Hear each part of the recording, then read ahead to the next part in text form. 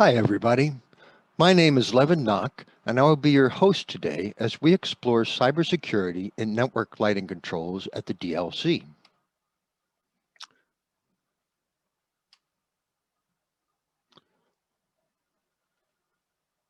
First, a few housekeeping details. Everyone is muted for now until I finish the presentation. The webinar is being recorded. A video recording of the presentation and also a PDF of the slides will be posted soon at designlights.org. The recording today of our discussion will not be shared publicly, only the part that I present. Sorry, my mouse is not working the way I expected. Yes, the recording of the discussion will not be shared publicly. And if you need clarification while I present, please make a note in the chat. Also, if you represent one of the organizations mentioned and have updated information to share, please note that in the chat. But as much as possible, please hold your questions until the end of each main section and then put them in the chat. Unfortunately, Zoom does not have a separate window for questions, so we'll need to address them in the chat window. For the discussion at the end, you'll be able to unmute and mute yourself. We have a lot of people on the call today, so please stay muted when you can. I am presenting this webinar based on my experience in developing the DLC technical requirements for network lighting controls, especially the 3-page section on cybersecurity. Before my 5 years at the DLC in network lighting controls, I worked 5 years at Bonneville Power in their energy efficiency program.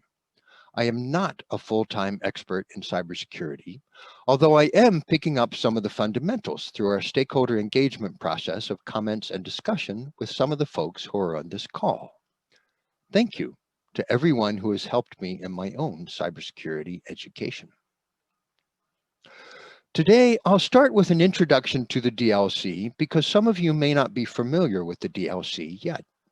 I'll take a brief look at the ever-growing importance of cybersecurity and then orient everyone about the current status of DLC policies for cybersecurity. After that, I'll spend a few minutes each on the 10 standards and services that are currently recognized by the DLC. We'll end with an exploration of what might come next in the future, with an introduction followed by a discussion with everyone who's enthusiastic enough to still be on the call by then. So first, what is the DLC? The Design Lights Consortium, or DLC, is a nonprofit organization whose mission is to achieve energy optimization by enabling controllability with a focus on quality, people, and the environment. The DLC promotes high-quality, energy-efficient lighting products in collaboration with utility and energy efficiency programs, manufacturers, lighting designers, and federal, state, and local entities. Through these partnerships, the DLC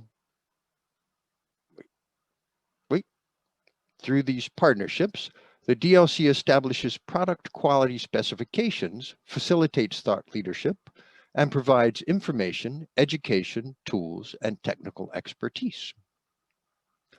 This matters because the DLC manages lists of lighting products for commercial and industrial spaces. Utility energy efficiency programs use these lists to administer their incentives and rebates for lighting products that save electricity. We have roughly 75 energy efficiency member programs across North America. The DLC solid-state lighting requirements apply to rebates at more than 10 million commercial and industrial electric accounts. DLC members spent more than $1.8 billion on commercial and industrial efficiency rebates in 2018, and typically more than half of that total goes to lighting. Within the lighting industry, the DLC is best known for its list of over 500,000 solid-state lighting fixtures, lamps, and retrofit kits that all save electricity and qualify for energy efficiency incentives and rebates. This list of lighting products in commercial and industrial spaces is very similar to the Energy Star list of lighting products for residential spaces. But Energy Star only covers residential products, so DLC covers the corresponding commercial products. For solid-state lighting products, DLC qualification is required across most of North America in order to get energy efficiency rebates and incentives in the states and provinces colored here in yellow. The DLC solid-state lighting, or SSL list, averages 1,000 web page hits a day, as you can see in column 2. For this webinar, we're focused on the network lighting controls list in column 3 that launched in 2016 and is a bit smaller than its solid-state lighting cousin with 57 products at present. Also in 2019, we launched a new list of horticultural lighting products for indoor farming. As I said, of these 3 lists, today we're focusing on network lighting control systems with a combination of sensors, network interfaces, and controllers that affect changes to luminaires. Of the DLC member efficiency programs that use the solid-state lighting list, a majority also offer incentives and rebates for lighting controls. This map has colored each state and province with at least one incentive program that supports network lighting controls. The solid colors show places where products must be on the DLC network lighting controls to get the best rebates. The striped colors show places where being on the list is preferred but not required to get rebates. Each efficiency program has separate program guidelines to meet their own state and province regulations. Some pay a fixed amount per controlled fixture, typically in the range from $10 to $50 per fixture, while others pay per kilowatt hour of energy saved, or per kilowatt of demand controlled, or per sensor for occupancy and photosensors. Some even pay per square foot of space with lighting controls. Another variable, of course, is budget. Some programs have plenty of budget to run all year, while others may run out of incentive money partway through each budget cycle. Of course, this variety can be somewhat confusing, especially for manufacturers trying to build one set of products that meets all the different requirements. To address one aspect of that need for consistency, the DLC has established a single set of technical requirements that many different efficiency programs all use to choose network lighting control products that are eligible for rebates. Different programs might pay different amounts in different ways, but many of them agree on the DLC requirements in terms of which products qualify. All of the network lighting control systems on the DLC list can apply all of these 8 strategies to provide the right light at the right time without wasting energy on light that nobody needs. Some systems also support a wide variety of additional optional control functions, such as personal control and demand response. At the moment, cybersecurity is an optional feature of NLC systems on the DLC list. Starting on February 28th of 2022, cybersecurity will be required as the 9th feature that all qualified systems share. That change was described in the NLC 5 release of the technical requirement that was published in June 2020, and I'll tell you more about shortly. To recap a few points about the DLC is a nonprofit organization that maintains lists of qualified products. These lists are used by many energy efficiency programs to administer rebates and incentives. To do that, we create policies such as technical requirements describing how products can get qualified to receive those incentives. The DLC is not a certification body. It does not create standards, does not test products, and does not offer any rebates or incentives directly.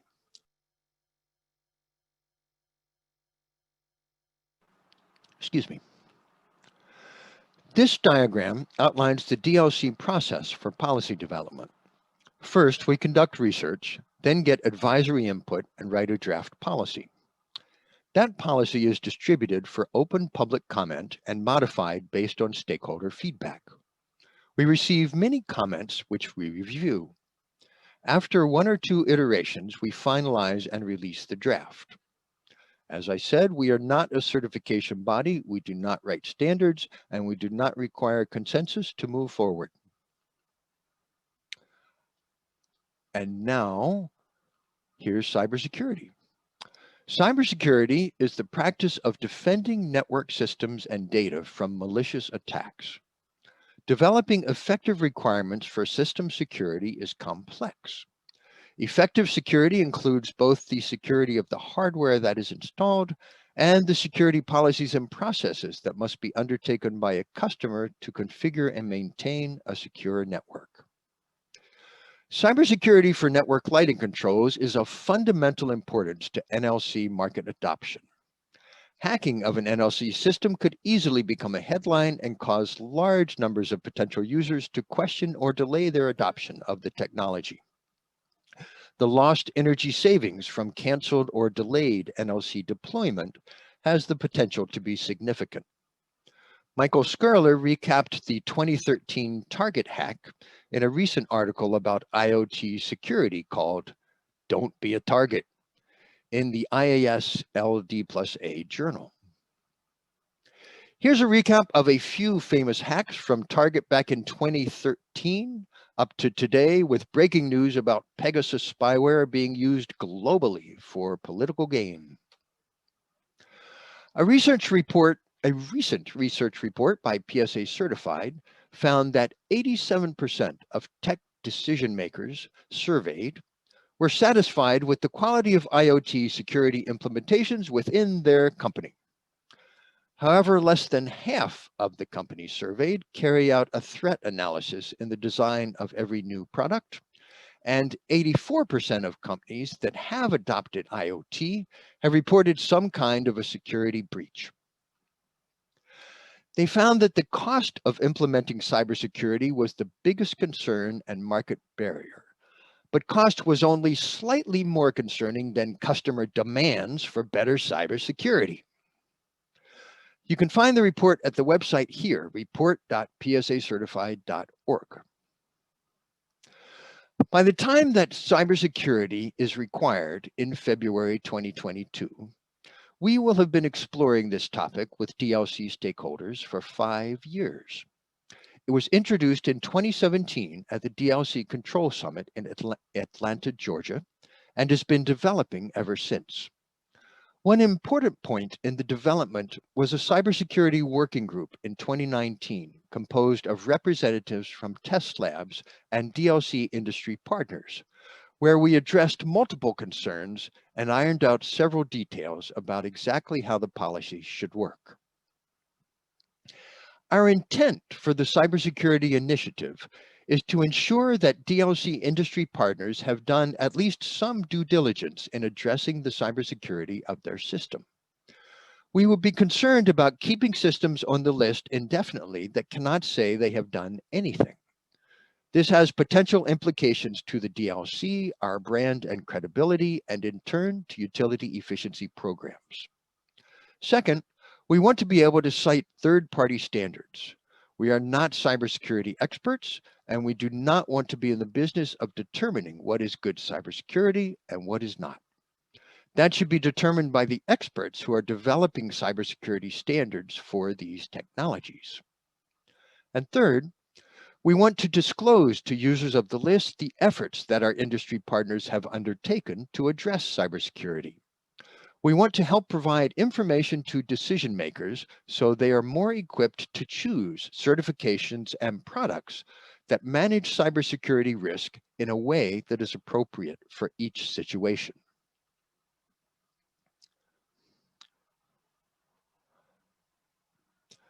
We want to qualify network lighting control systems that are developed and operated using best practices in cybersecurity to encourage both short-term and long-term technology adoption.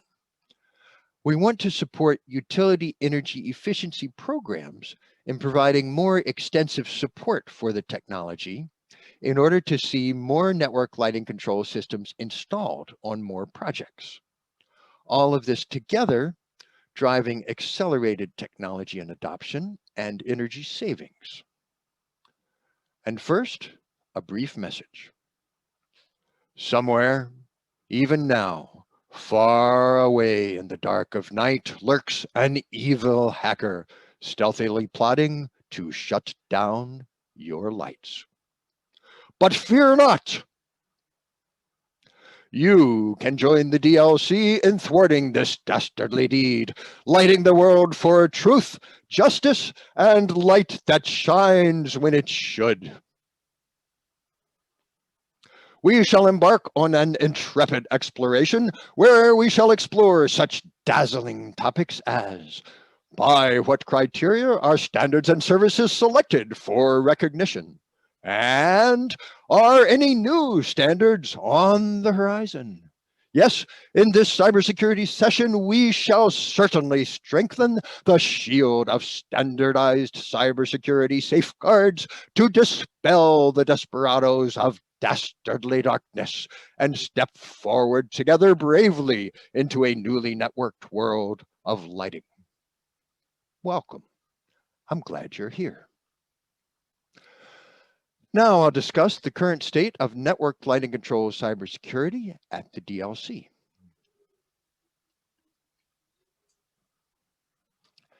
There are many different types of lighting controls available on the market. The DLC Network Lighting Control System Technical Requirements document serves as a filter to identify the subset of systems that meet all of the DLC requirements.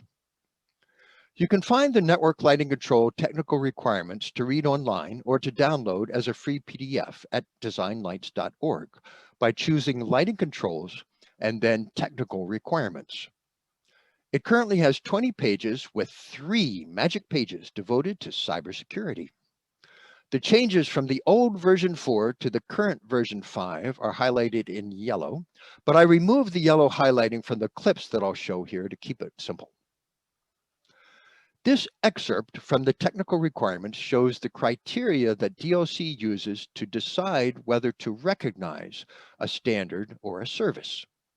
I won't go through this in detail, but if you know of a different standard or service that you would like for the DLC to recognize, these are the criteria that need to be met, and they're in the technical requirements. You can simply write a short document or slideshow outlining how each of these criteria is met and send it to me, and we can talk it over. The top table, CS1, shows the cybersecurity standards currently recognized by the DLC. They are listed in chronological order of when they were recognized, with the top being the most senior and the bottom being the most recent. We started off by only recognizing standards, but realized that commercial network lighting controls serve many different market niches, from small businesses similar to the residential market, up to enterprise systems for large campuses, industrial complexes, and real estate portfolios. Across that broad spectrum, existing cybersecurity standards aren't necessarily a good match for all the different cases. So we expanded to also recognize the cybersecurity services shown at the bottom in table CS2. The top table, CS1, has 5 columns to give you a rough idea of the scope of each standard. It probably needs a few updates already. For instance, IOXT addresses some aspects of process. I have a general impression that the services may be more flexible than the standards in terms of what is covered. And so the services can probably cover all 4 different aspects from table CS1 if you want them to. The proof of compliance is shown for services in table CS2, and the proof is in table 3 for the standards.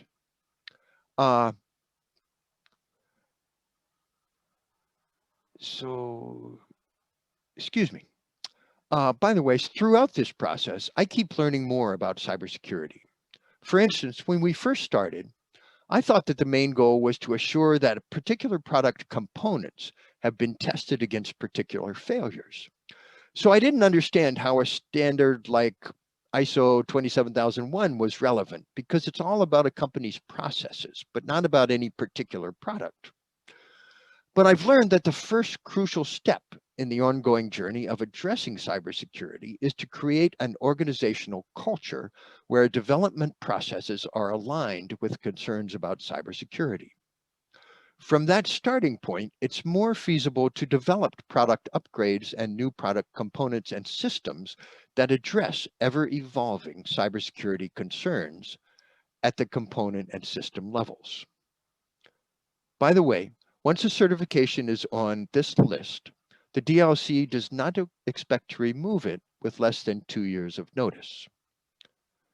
And here's what DLC is looking for compliance with the standards in Table CS3, which is also in the technical requirements. On the Network Lighting Control Qualified Products list online at designlights.org, you can search for systems that have one or more cybersecurity certifications. Remember, it's optional until February next year. At designlights.org, choose Lighting Controls and then search the Qualified Products list. That takes you to the list of all NLC products. This tile view of one product on the list shows the 21 different capabilities that are reported for each product on the list. That includes the 8 required capabilities that I mentioned previously, plus 13 more that are optional. Cybersecurity is one of the 13 optional capabilities at present and will be required by the end of February. In the online QPL, you can filter for systems with DLC recognized cybersecurity by selecting Cybersecurity under the Advanced Capabilities filter in the gray box on the left-hand side.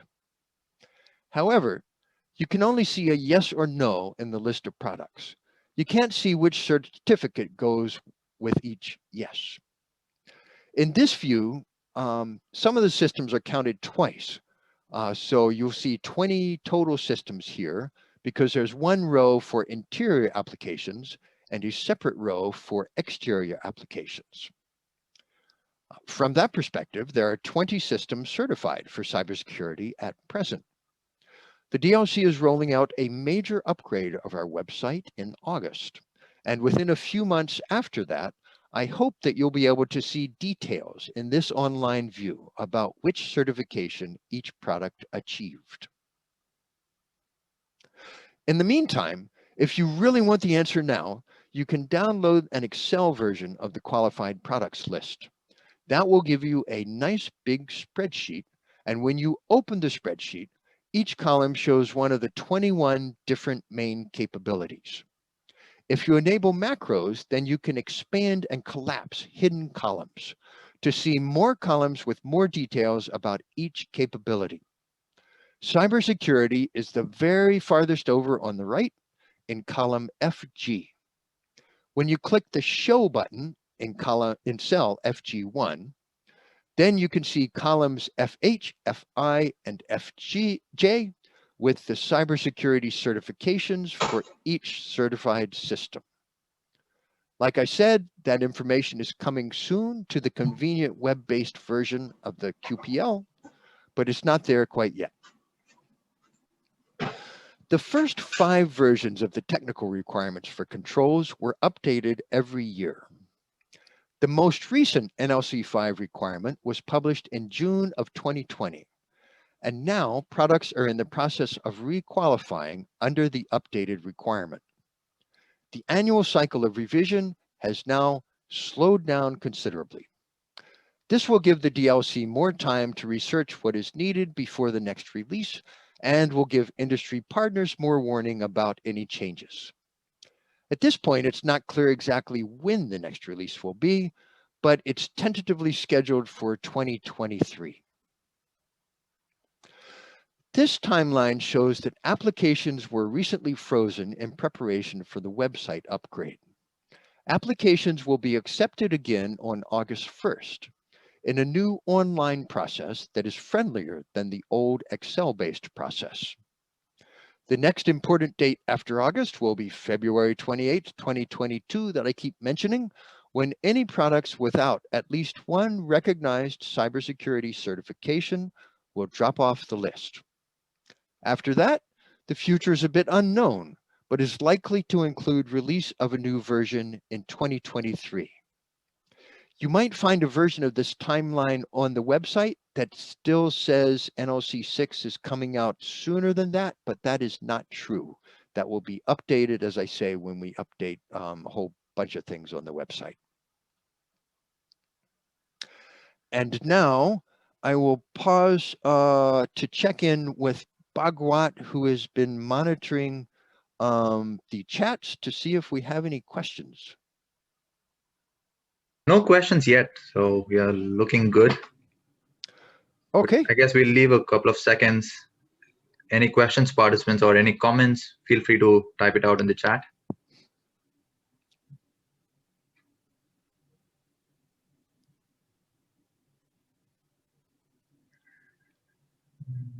Great. Okay. Thanks. So now we'll get into cybersecurity standards that are recognized by the DLC. Here's another resource that I wanted to mention. We recently published an 8-page document with a short description of each of the 10 standards and services recognized by the DLC. This next section of the webinar will be an expanded version of that document. When I first, so here we are, we have again this table of the standards. So we've got 2, 4, 6, 8. Well, 2, 4. Yeah, 8 different standards, although ISO 27017 and 27001 pretty much go together. So let's pause for a poll to see if I can run the polls. If a system serves both interior and exterior applications, if it's only counted as one distinct product, how many different products do you think are currently certified for cybersecurity? So I will launch polling now, and please take a vote or a guess. Votes are coming in.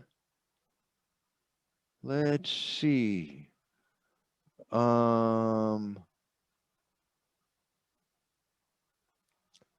We've got 57% have voted. Oh, we've actually got 100 people on the call right now. Let's wait for a few more. Anybody else want to put in a guess?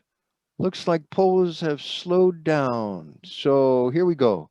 I will end polling and share the results. The winner is, most people think it's 6 to 10, and the answer is actually 13. So a little more than expected.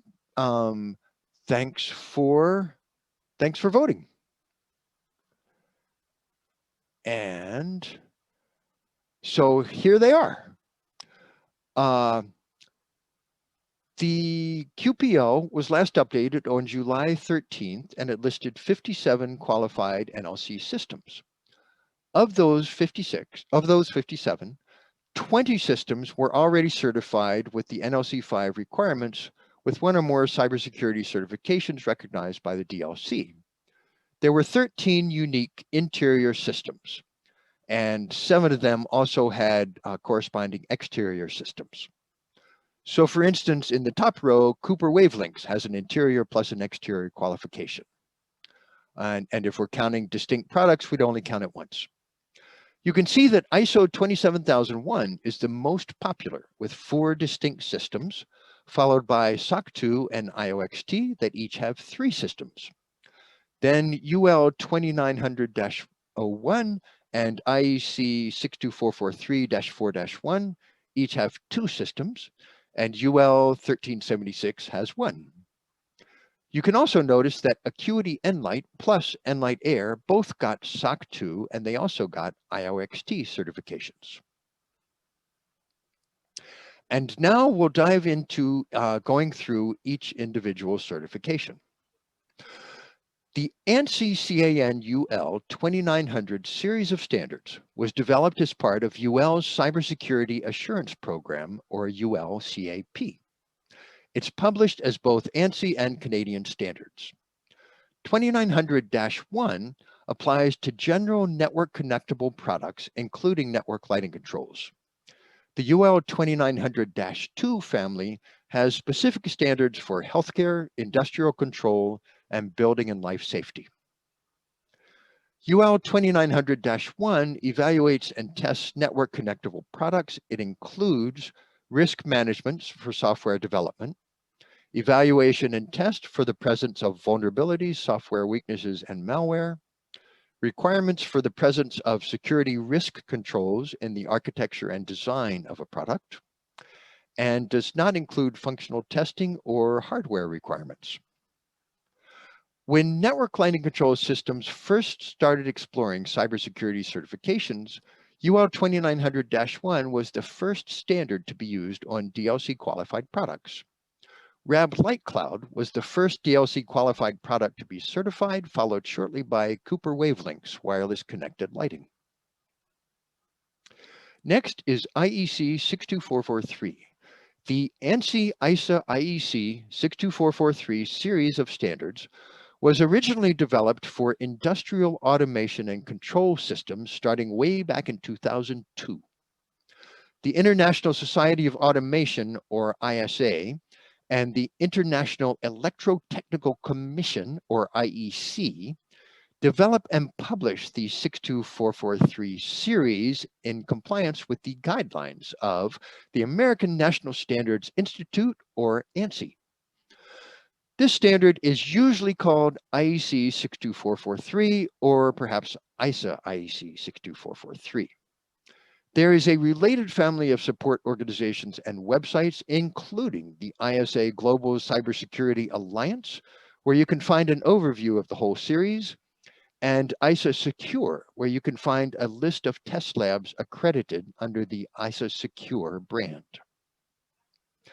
This series of standards is now being applied to networks of sensors, controllers, other devices, and software applications in various markets, moving beyond production controls in oil rigs and factories to HVAC controls and network lighting controls in commercial buildings, and also other fields using the various components and systems shown here. Each document in the 62443 series covers a different aspect of cybersecurity and is updated independently. Here are the 3 documents that are most relevant to cybersecurity certifications for network lighting controls. Part 4-1 on a secure product development lifecycle process was published in 2018. It includes topics such as secure design, secure implementation, verification and validation, management of defects and patches, and product end of life. The principal audience is suppliers of control systems and components. Part 4-2 on technical security for components was published in 2019. It describes the requirements for components based on security level. And components may include embedded devices, host devices, network devices, and software applications. The principal audience is suppliers of component devices and software applications that are used in control systems. Part 3-3 on system security, published in 2013, or earlier than the other 2, describes the requirements for an industrial automation and control system based on security level. And this audience includes suppliers of control systems, system integrators, and asset owners.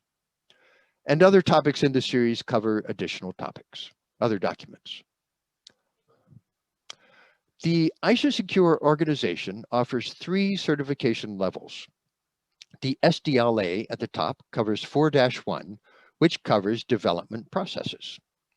The CSA starts there and adds 4-2 for a specific component, plus vulnerability identification test and communication robustness test. The SSA starts there and adds 3-3 for a system of multiple components.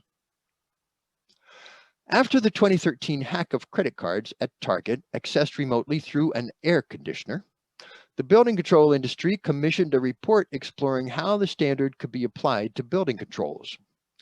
While this report doesn't mention network lighting controls specifically, it gives a good overview that's very relevant to network lighting controls. Currently, there are 2 DLC qualified systems certified to IEC 62443-4-1, Signify EasySense and Signify Interact Pro. The next standard is ISO/IEC 27001. ISO is an international standardization organization based in Geneva, Switzerland, with a membership of 165 national standards bodies, covering pretty close to the whole world. It's simply ISO without exactly standing for International Standards Organization because the acronym would be different in different languages. They publish various standards that are used by global supply chains, such as ISO 9000 for quality management systems and ISO 14000 for environmental management systems. The ISO/IEC 27000 family of international standards addresses the process of establishing, implementing, maintaining, and continually improving an information security management system that includes risk management tailored to the needs of each organization. For those unfamiliar with ISO global standards for management systems, such as ISO 9000 or ISO 14000, the 27000 document provides a set of definitions. The 27001 document outlines requirements that a company's management system must meet, in this case for information security, and additional documents in the same thousands, such as 27017 for cybersecurity, address other things for cybersecurity, like 017 is for the cloud.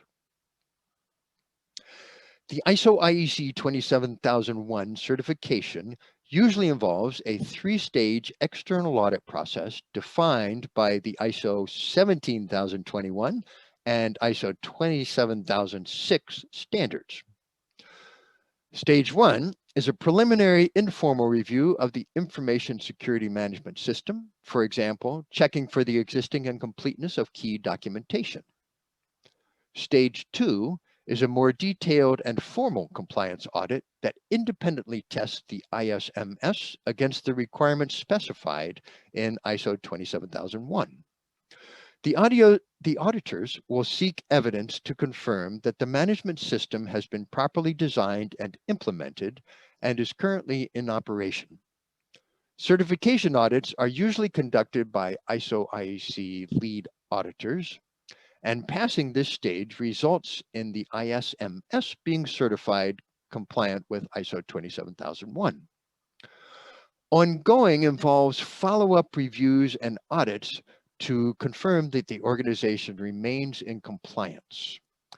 And that these usually happen at least annually, but are often even more frequent, particularly while the ISMS is still maturing. There are currently 4 DLC qualified systems certified with ISO 27001, as shown here. As part of the ISO 27000 series, ISO 27017 provides guidelines for information security controls for cloud service customers and for cloud service providers. Some guidelines are for the cloud service customers who implement the controls, and others are for the cloud service providers who support the implementation of those controls. There are not currently any DLC qualified systems with this certification. Next is FedRAMP. The FedRAMP program by the US federal government provides a standardized approach to security assessment, authorization, and continuous monitoring for cloud products and services used by the federal government. FedRAMP is mandatory for federal agency cloud deployments.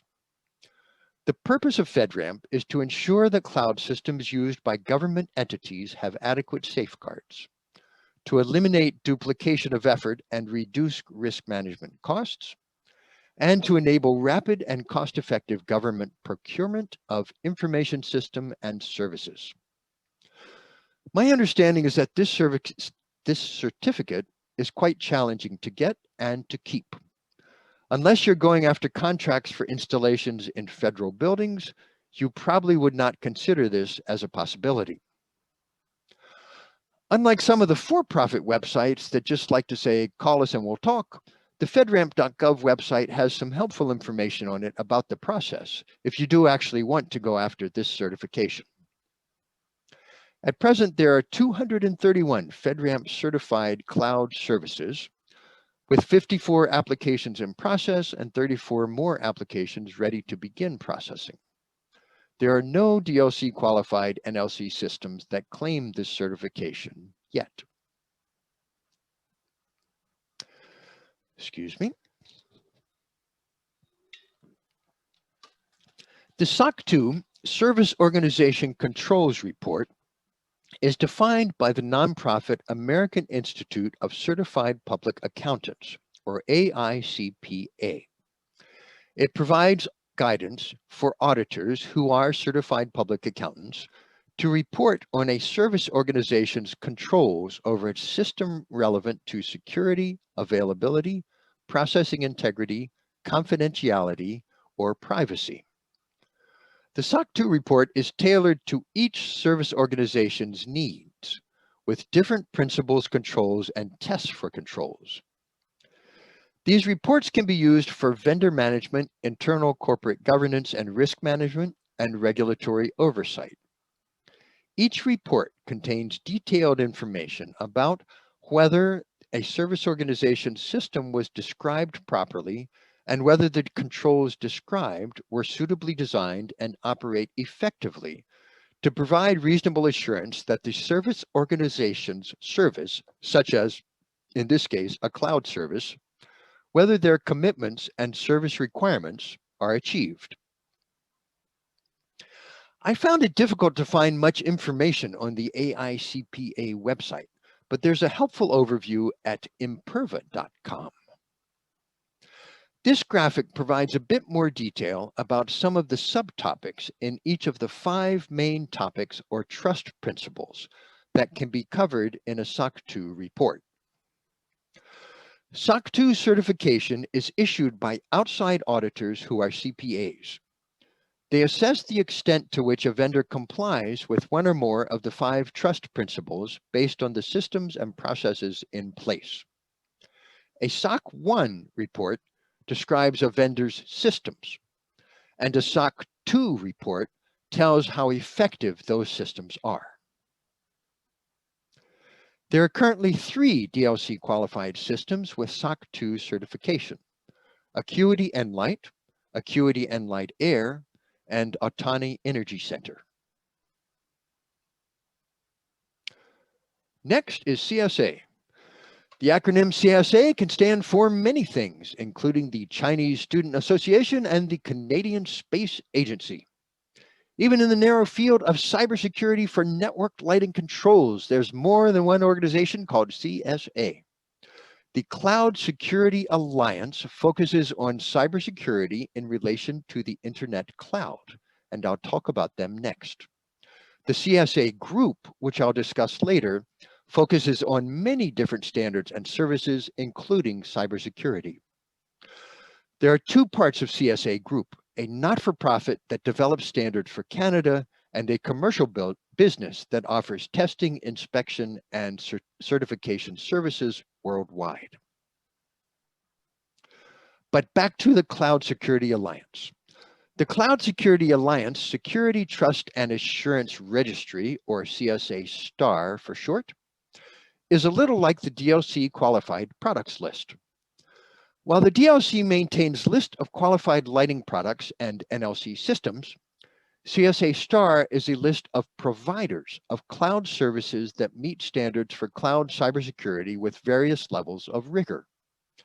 An NLC manufacturer that offers cloud services with their NLC system can get a listing on the CSA STAR registry to show publicly which standards for cloud cybersecurity they've been certified with. CSA STAR lets cloud customers assess which organizations meet the level of assurance they require and gain insight into the controls in place to protect their data. On a related topic, NLC manufacturers might also use this registry to shop for a third-party cloud service provider that is certified at a level that's appropriate for the market served by their particular NLC product.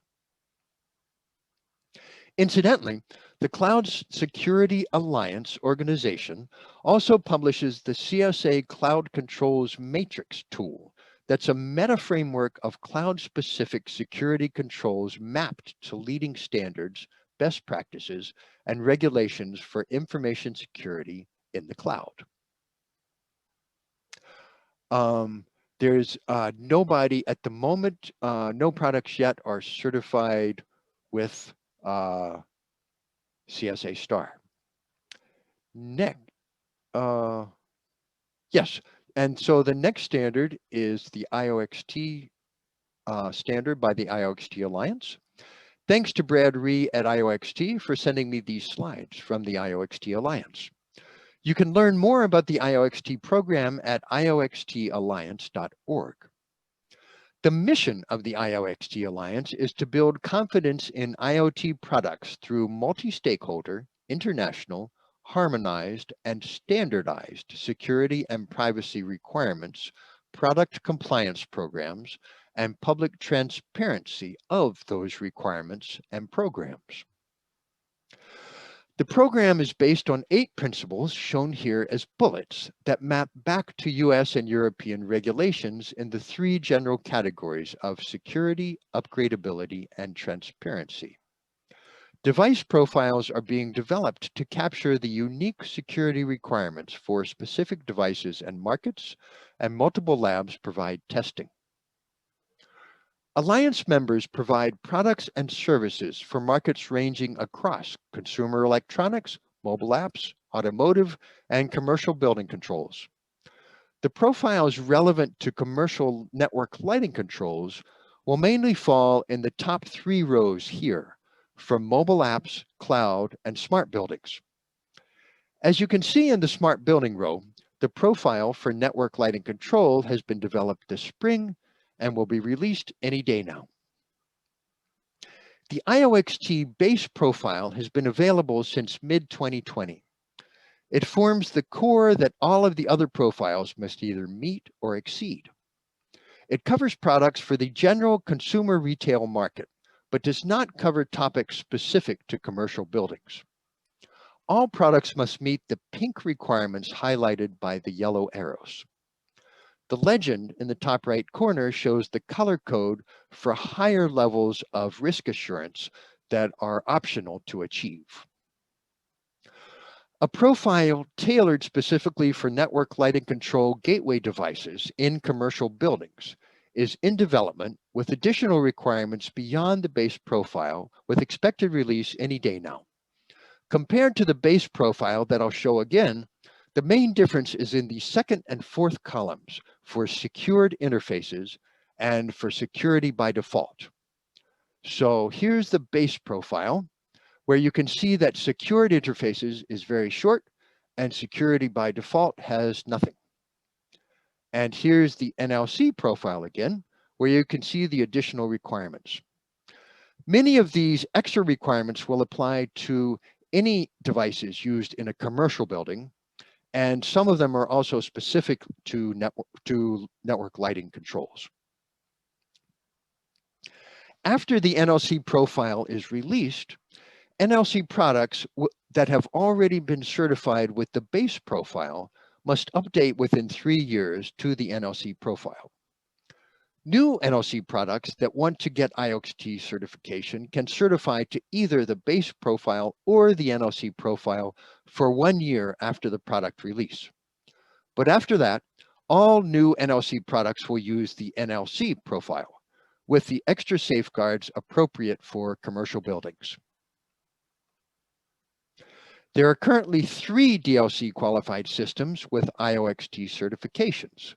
And actually, WattStopper has already certified multiple devices.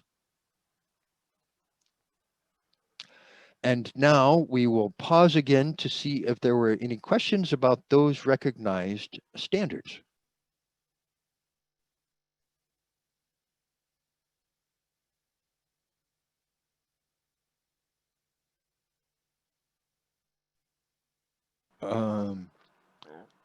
Checking in with Bhagwat, any word?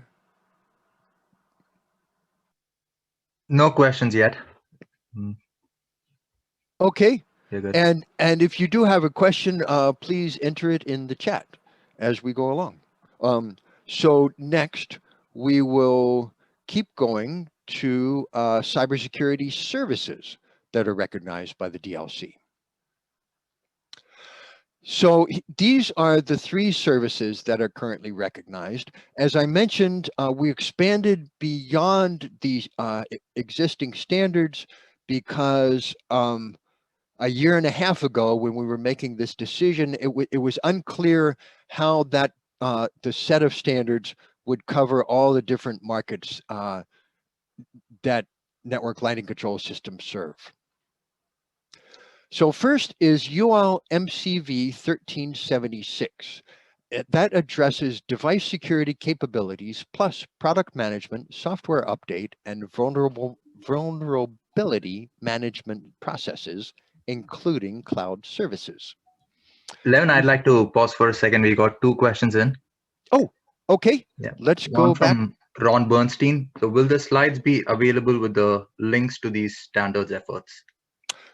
Yes. All of these slides will be posted as a PDF, and they will also be, the recording will also be posted.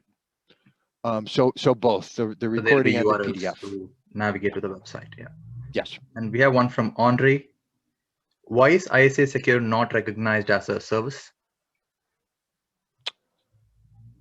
Well,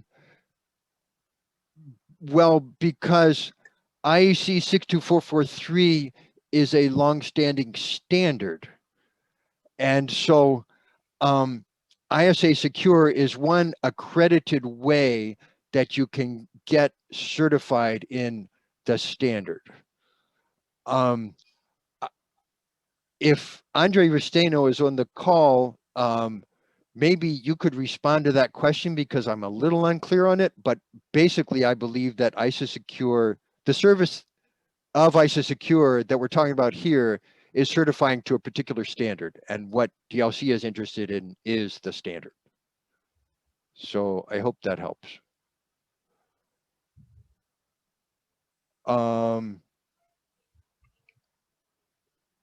Okay. Yeah, I think we're good. Yeah. Okay, Good. let's move Hope on then. that answered your question, Andre. I think there seems to be some clarification needed. Yeah, if there's anything else someone would like to add in the chat, please go ahead and just put it in the chat if there's more clarification needed. Yeah, the main difference, I'll just chip in here. The main difference is between a standard and a service is the consensus process that the service or standard goes through. So once a service has gone through a consensus process, like an ANSI, it gets qualified as a standard. So it either gets in the standards table or the services table. Right, and that's a good place to bring up that 2 of these services are on deck to become standards. So this service at the moment, UL MCV 1376, I believe is in the process of becoming an ANSI standard. And if anybody from UL wants to comment in the chat about how that process is going, that would be great. But I believe before too long, this service may actually move up to the standards table. And that's also true for the CSA T200 that I'll talk about next. But back to this one, let's see. 7 different categories are assessed, shown in the gray column on the left. Secure software updates, data and cryptography, secure communications, documentation and process requirements, privacy requirements, system management, and logical security. These topics are mapped to various standards across the UK, US, Europe, and global telecom. And here we have the how it addresses these attacks and known vulnerabilities with a rapid evaluation process that industry can use to make purchase decisions. And the goal is to address common mistakes and common attacks vulnerabilities. So each of the 7 categories is rated in 5 levels of maturity. In each category, The minimum acceptable maturity level is based on a risk analysis of the particular application. The 5 levels were developed to give retail consumers a better understanding of the efforts of the manufacturer to harden their solution against attacks. UL has developed a compliance profile specifically for network lighting controls that are DLC qualified. That is a combination of requirements from the silver and the gold tiers. They estimate a turnaround of 3 to 5 weeks to do an assessment with the network lighting controls profile. There is currently one DLC qualified system with a UL 1376 certification. And next is CSA. The CSA, and this CSA is from CSA Group. It originally stood for Canadian Standards Association, I think. And this is different from the Cloud Security Alliance that I talked about earlier. And this CSA CVP program was originally launched by CSA Group as a joint project with the BC Hydro Energy Efficiency Program to evaluate the cybersecurity maturity levels of small business manufacturers and their products. A corresponding ANSI standard called T200 is currently in development with potential release in Q4 of 2021. And I should mention it can be applied to businesses of all sizes. It's not specific to small businesses, but it is useful by small businesses. And thanks for David Rogers at BC Hydro for these next few slides about CSA CVP T200. This program allows manufacturers to identify security activities employed for their IoT solutions, understand their existing maturity level, and develop specific test programs supporting an effective security culture for their connected solutions. It's on deck to become an ANSI CSA standard, but as far as I know, it's not quite there yet. So the 3 steps in certification to check out an organization's maturity level are shown here. First, a self-assessment of security activities using a structured templates developed by CSA Group. Second, CSA Group conducts an audit of the information presented in the self-assessment template and provides feedback on any gaps, which helps to affirm a current level of cybersecurity maturity within the organization and the product. And third, CSA Group can also perform product security testing using either voluntary international standards or a custom test plan appropriate for that IoT solution. The maturity level of each cybersecurity activity is assessed so that an organization can assert their security maturity in relationship to best practices, where level 4 is best. By the way, in this slide, risk refers to cybersecurity risk assessments and analysis that apply cost-benefit tests for creating cybersecurity policy in a regulatory environment. So you can see cost as a function of the % reduction of cybersecurity risk. There are 6 domains where maturity level is assessed, and each domain has multiple subtopics. An interesting aspect of CSA T200 is that it incorporates the cybersecurity requirements of NERC CIP 013-1 that applies to internal operations of electric utilities across North America. So, if a utility wants to install NLC systems in their own buildings, those systems would need to conform to NERC CIP. I don't actually know whether any of the other certifications have been mapped to NERC CIP, but this one has. In terms of being standardized, public review has been completed with minor edits from 32 positive comments, and publication is expected later this year. There are no DLC qualified NLC systems with this certification yet. The last certification that is currently recognized by the DLC is Intertek Cyber Assured. Intertek's program was designed to protect the Internet of Things and provides comprehensive risk-appropriate cybersecurity testing for connected products. Its features include continuous vulnerability monitoring and a dedicated certification mark to add to products, with a listing on the Cybersecurity Online Directory.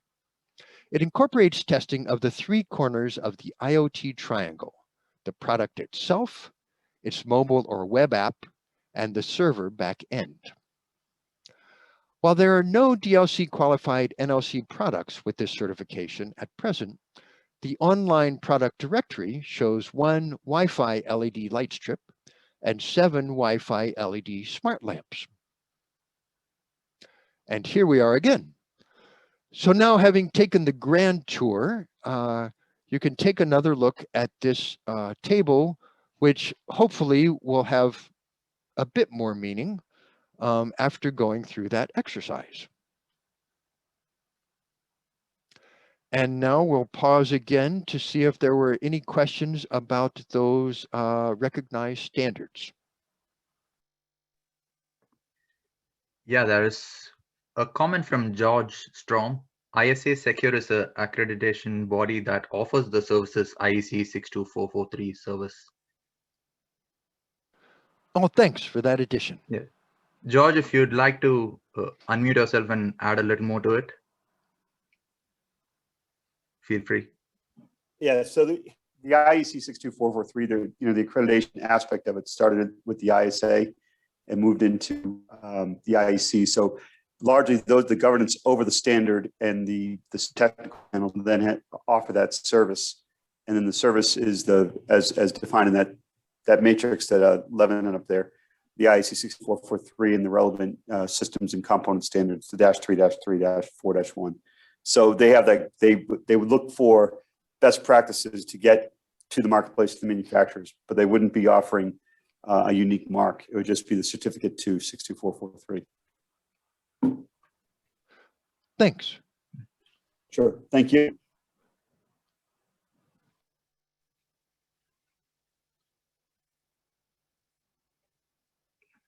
Levin, you're on mute. Oh, thanks, Bhagwat.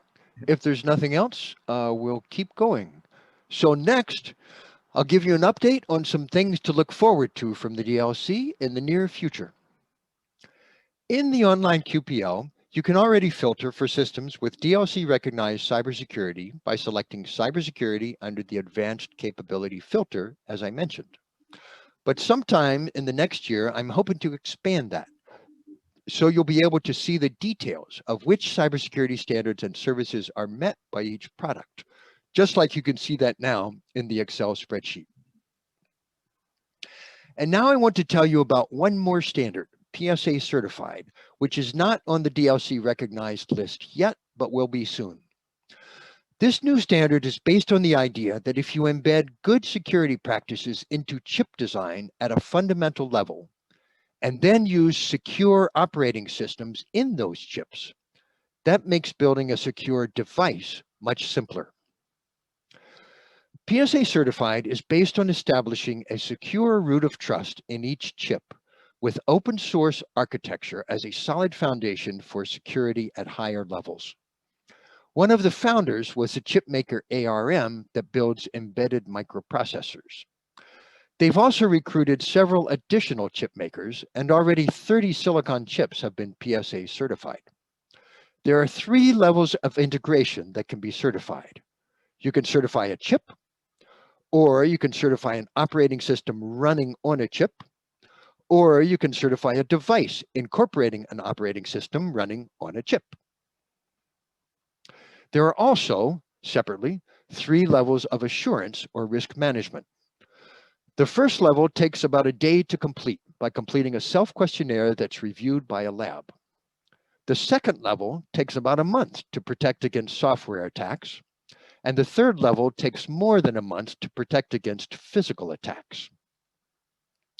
With those 2 dimensions of 3 levels each, you get a 3x3 matrix of possibilities for certification, as shown here with the levels of assurance or risk management on the y-axis, and the levels of integration on the x-axis.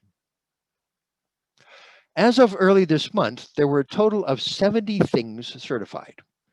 These numbers totaling 54 in this graphic are not quite as recent. Anyway, there are at least 30 chips and 14 operating systems already certified and 10 devices. If you use a custom chip or custom operating system that has not been certified, it's still possible to get a device certification, but it takes a lot longer. If you can use chips and an operating system that have already been certified, then certifying your device is relatively straightforward. So here's the complicated part. In terms of how PSA certified fits with the current DLC criteria to recognize cybersecurity standards. You need to start with silicon that is PSA certified at level 2 or 3. After that, you can get the operating system and the device PSA certified at any level you want, 1, 2, or 3. With the current DLC website upgrade, it'll take us a little while to update everything to add PSA certified to the list of recognized certifications. However, we are committed to getting it on the list before the February 28, 2022 deadline. There are currently 6 labs that provide PSA certified certifications. And next is where we're exploring what might happen someday.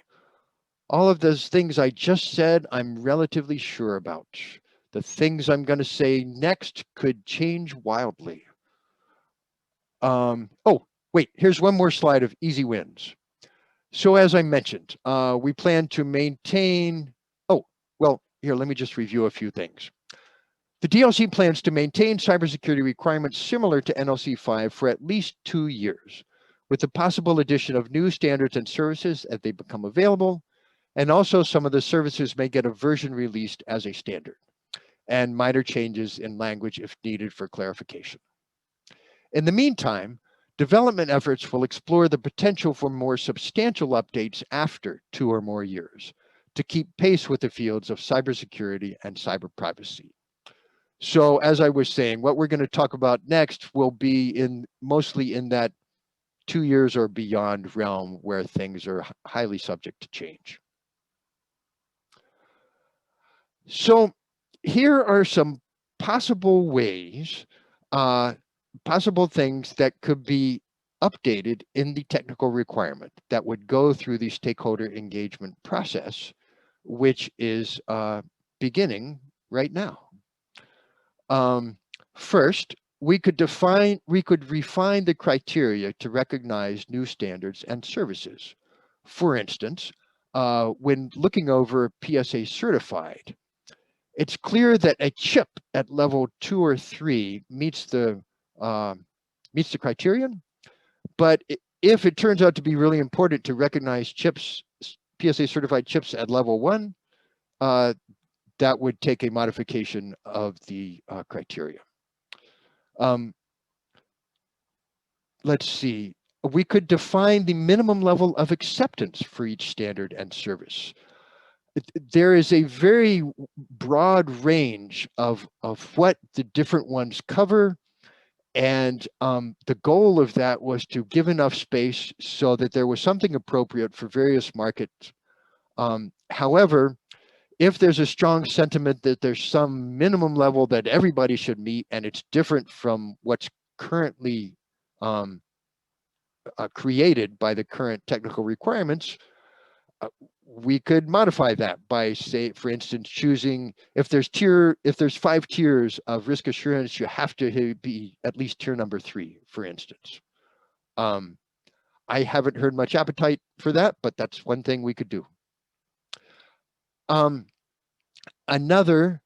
as I mentioned, 2 other services are actually becoming standards. We might add some more services. On the other hand, we might decide at some point, maybe there's enough standards and it's not important to recognize any services anymore. If the whole range of possibilities is covered by actual standards. One option would be to revise the taxonomy that currently shows either process, component, system, or cloud. One big thing missing is mobile apps, which should probably be in here as another topic, and possibly chips, the actual silicone. In table CS3, table CS3 describes certification, where an accredited test lab certifies that the standard was met. Attestation is not quite as rigorous a process. And the question is, should that be allowed in more rows of table CS3, or is the current level of table CS3 good enough for industry partners to find what they need? Next is, should we do anything about privacy? I don't imagine requiring anything about privacy in the foreseeable future, but we could report some things if that would be helpful to the market to just report if anybody got a privacy certification. And this is the time for other ideas. If you want to put anything in the chat or just speak up at this point, please mute when you're not speaking. And I confess, let's see how many, wow, we still have 89 people. Thank you so much to the 89 people who are still listening. This is a lot of people to manage this discussion, but we're going to see what happens. So the floor is open. And first I should go to Bhagwat to see if anybody's put anything in the chat yet. We are good, Levin. So I think we'll open it up for discussion. Great, the floor is open.